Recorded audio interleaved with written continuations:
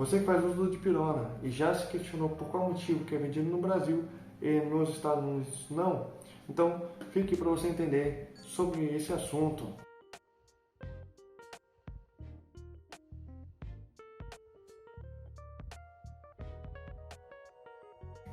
Olá pessoal, tudo bom? Meu nome é Davi, sou farmacêutico e estamos em mais um vídeo aqui em nosso canal Farmácia Interativa, onde é o canal para você entender um pouco mais sobre os medicamentos, sobre cuidados e bem-estar.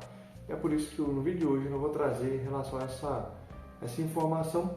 Acho relevante, é importante e, claro, sem dúvida, é a dúvida de muita gente. Poxa, por qual motivo que no Brasil ele é vendido e nos Estados Unidos não?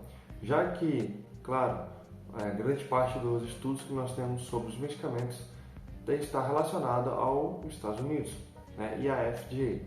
Ou seja, às vezes esse questionamento pode ter surgido numa roda de conversa entre amigos e familiares e até mesmo criado uma desconfiança quanto à qualidade, né, em relação da fiscalização dos estudos que são feitos aqui no Brasil para a aprovação de medicamentos.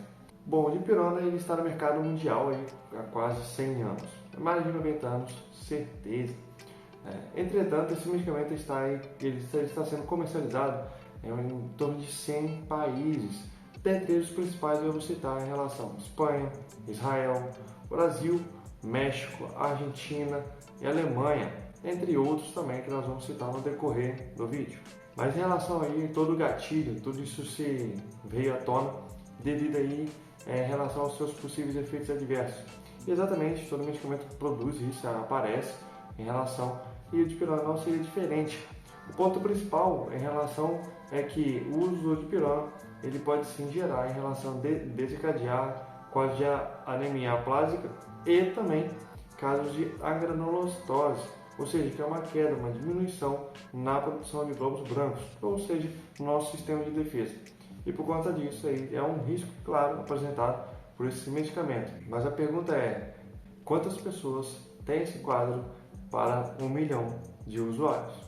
Países como Espanha, Polônia, Rússia e Índia, e por quase toda a América Latina, esse medicamento ele é disponibilizado. E por que então que nesses países ele é liberado e em outros países não? Fica aí então para você entender que agora nós vamos aos números. Até a década de 60 e de 70 esse medicamento estava sendo comercializado em todo o mundo. A partir então do ano de 1964, um estudo ali mostrou que pacientes que faziam uso de uma substância, aminopirina, que é muito parecida à estrutura molecular com o dipirona, ele apresentou que em cada 127 pessoas fazendo uso desse produto, da substância, uma pessoa desenvolvia casos de agranulocitose. E visto que é uma molécula muito parecida, né, muitos pesquisadores, eles até mesmo acreditaram e também convenceram aos órgãos fiscalizadores de que, devido à semelhança ser muito grande, a dipirona também apresentaria um resultado equivalente. E por causa disso, esses países eles suspenderam o uso, a venda, a comercialização ou produção desses medicamentos em seu território. E por falar em efeitos adversos, efeitos colaterais, vamos lá, alguns que o dipirona pode apresentar. O primeiro deles, quadro alérgico. Claro, pessoas que têm alergia devem ficar atentas em relação a evitar o uso, óbvio, né? Mas também nós temos que levar em consideração que alterações, distúrbios gastrointestinais, como enjoo, as dores abdominais, cólicas, também em relação ao sistema nervoso central, isso pode gerar tontura, enfim. Também pode apresentar quadros de dano em relação com o uso prolongado, né, no sistema renal, no sistema hepático e também no sistema cardiovascular. Mas tudo começou a mudar na década de 80, exatamente no ano de 1980, quando realmente aconteceu o primeiro estudo, grande estudo, para evidenciar em relação entre casos de agranulocitose e a molécula propriamente dita da dipirona. Exatamente, visto que anteriormente tinha como base o aminopirina. E por isso eles resolveram fazer, já era necessário a utilização desse estudo. E você acha que foi um estudo simples? Não, meu amigo, não mesmo. Esse estudo envolveu 7 países europeus e também Israel. Vamos lá aos números. Quais foram esses países que estavam envolvidos nesse grande estudo conhecido como o estudo Boston? Alemanha, Itália, Hungria, Israel, Bulgária, Suécia e Espanha. Exatamente, meus queridos. E todos esses países se abraçaram para desenvolver esse estudo aí. E olha só, não foi um estudo pequeno, foi um estudo que mobilizou 300 hospitais, 40 grandes pesquisadores e 22 milhões de pessoas a serem analisadas, a serem estudadas. O número de 22 milhões de pacientes a serem estudados. É muita gente. Esse sim foi o primeiro grande estudo. E daí apresentaram alguns números. E nesse primeiro grande estudo apresentou em relação, que é 1,1 uma pessoa apresentava quadro de agranulocitose para cada 1 milhão de pessoas usando o medicamento.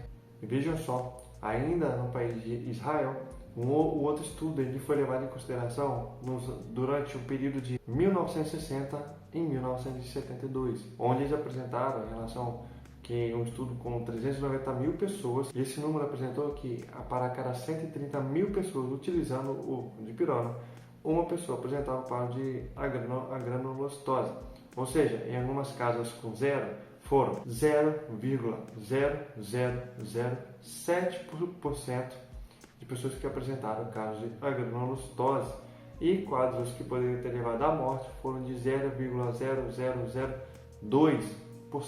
Ou seja, é um número muito baixo, quase nenhuma pessoa. Você achou que parou por aí no país de Israel? Não. No país na Índia, outro estudo foi levado em consideração também e foi feito justamente semelhante ao de Israel. E vamos aos números. E esse estudo envolveu 431 mil pessoas durante o período de... E esse período levou de 1969 a 1978, onde se apresentaram 3 casos de agranulocitose associado ao uso do dipirona, o que leva em relação a uma carga de 0,007%. Achou que era só isso? Vamos lá, na Polônia também apresentaram outros estudos em relação e também demonstrou um número aí em relação considerável. E na Polônia, um país que consome aproximadamente 75 milhões de comprimidos por ano, o estudo apresentou que 0,16 pessoas apresentaram casos de agranulocitose também, associados ao dipirona. E apresentou também quadros de 0,16 casos por milhão de pessoas utilizando o dipirona. Mais uma vez, em relação a números bem próximos dos estudos anteriores que demonstraram a segurança e a eficácia desse medicamento. E o Brasil não poderia ter ficado de fora. No Brasil, foi feito também um estudo nos anos de 1954 a 1974, com um número em relação de pessoas avaliadas, 531 mil pessoas, aproximadamente. E apenas um caso apresentado, associado diretamente com o uso do dipirona, um caso de agranulocitose. De 530 mil pessoas, uma pessoa demonstrou realmente ter um quadro apresentado de agranulocitose devido ao uso do dipirona. E no ano 2001, aqui no Brasil, foi feito em relação a um painel, foi um projeto que foi desenvolvido para assegurar a segurança e a eficácia do dipirona. Vamos ter mais dados. E no ano de 2008 foi divulgado um estudo que foi feito em relação no ano de 2002 a 2005, onde esse estudo apresentou em relação a se envolveu com 7 centros, grandes centros de pesquisa aqui no Brasil, também centros como na Argentina e também no México, para apresentar novos dados, cada vez mais atualizados quanto a dipirona. Vamos lá, fica aí um pouco, já está acabando, segura até o final, tem coisa boa aí para você. E se você viu até agora e não se convenceu com esses números, com essas amostragens, fique, olha, vamos lá, que o número agora vai surpreender. Esses estudos que foram feitos em relação, tanto no Brasil, na Argentina e no México, esse estudo apresentou em torno de 548 milhões de pessoas, de pacientes estudados. E vejam só, apresentaram em relação ao estudo feito no Brasil, na Argentina e no México, apresentou, em página, fica aí um número chocante, de 52 casos envolvendo dipirona e agranulocitose. Mas esses casos foram por ano, ou seja, 0,38 casos por milhão de habitantes em um período de um ano. Ou seja, o número é baixíssimo também. No Brasil foram 0,35 casos por milhão por ano. Na Argentina, de 2,09 casos por milhão por ano, e no México não houve casos nenhum no período de um ano. Também não só como números, né, em relação a isso, sobre o caso de agranulocitose, esse estudo também demonstrou que pacientes do sexo feminino, tá, crianças abaixo dos 10 anos e idosos, eles apresentam um grau, uma possibilidade, uma predisposição maior de desenvolver esse efeito, né, com o uso do dipirona.